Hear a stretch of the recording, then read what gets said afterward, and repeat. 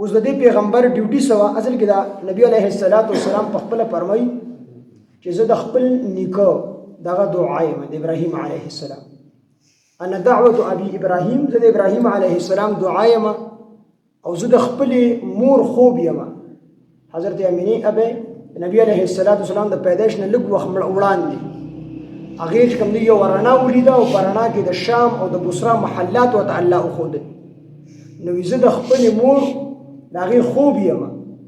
په خوب یې غیر نه ولیدلی وا پرانا کې د الله پاک د شام او د بصره محلات چې کوم دی خودلی او دریم وی زه د حضرت عیسی علیه السلام هغه زیره پیشنګویی ما بشارت یم چې خلکو ته ویش زمانه ورستو به احمد صلی الله علیه وسلم او محمد صلی الله علیه وسلم د اخري پیغمبر د زمانه ورستو راځي نو اوس د دې پیغمبر ابراهیم علیه السلام دعا کړو چې الله پاک زما په اولاد کې زما اولاد ته دا کوم نعمت چې مال راکړي زما اولاد ته دا نعمت ورک نو دا دعا ابراهیم علیه السلام کړو نو دلته کې د هغه دعا د قبولیت ذکر دی نو الله پاک فرمایي کما ارسلنا لك څنګه چې مونږه ولېږلو فیکم پتاسو کې رسولا اخري پیغمبر منکم لتاسو د انسانانو نه اوس ډیوټي باندې پیغمبر سیده آیت مخکې تیر شوی دغه ډېر زیات تفصیل نه کوم یتلو چې لولي با علیکم پتاسو باندې آیاتنا زما آیاتونه متاسو تلاوت کی ځکه مشرکین چې وو نبی علیه السلام مخاطب خلک نو هغه ټول عربو قرآن مجید په عربی ژبه کې دي چې نبی علیه السلام باسم یو آیات چې کوم دی تلاوت او فرمایو نو هغه په هغه باندې پویدل نو په بعضی آیاتونو مشرکین مکه چې نو هغه باسم پویدل ځکه هغه عرب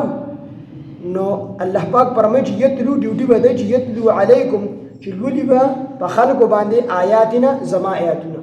قرآن مجید آیاتونه به تلاوت کوي ويزکیکم او پاکی به تاسو لاره او دویمه ډیوټي دا چې د خلکو تزکیه نفس پکې خلک په د کفر او د شرک نه پاکي د خلکو زړونه به د کینې او د حسد او د بغض نه کوم نه پاکي ويزکیکم او تزکیه نفس پکې استاسو ويعلمکم الكتاب ويعلمکم او خیب تاسو ته الکتاب کتاب یعنی قرآن والحکمت او حکمت نه مراد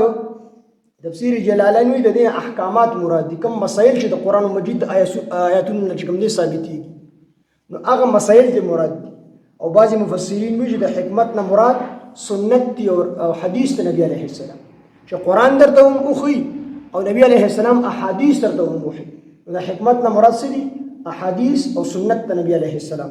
ويعلمکم او اوخی تاسو ته ما هغه لم تکونوا تعلمون چې تاسو نه پوهیدل هغه سيزونه درته وي تاسو مخکې نو ښکار شوي چې هغه قرآن دی او هغه حدیث دی او نبی علیه السلام یې درته وکړي فذکروني تاسو زما ذکر کوئ اذکرکم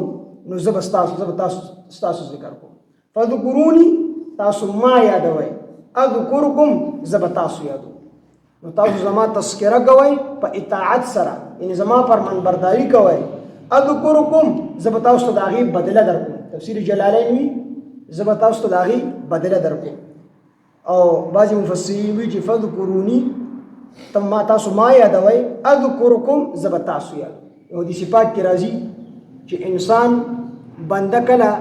الله پاک یوازې یادوي یوازې یو الله پاک فرمایي چې د خپل بنده یوازې یادوم او که زما دا بنده زما ذکر او زما تذکره دا په ګڼه کې په خلکو کې کوي نو زه د هغې نه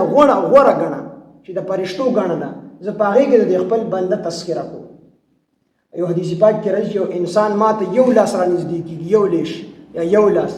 زه د دوه لاس ته ور نږدې کېږم او چې کله یو انسان دې ما ته یو بنده ما طرف ته را روان شي الله پاک وایي زه ورته په منډه باندې ورځم نو الله پاک فرمایي چې فذکروني تاسو ما یادوئ اذکرکم زه به تاسو یادوم واشکروا لی تاسو زما شکر ادا کوئ لی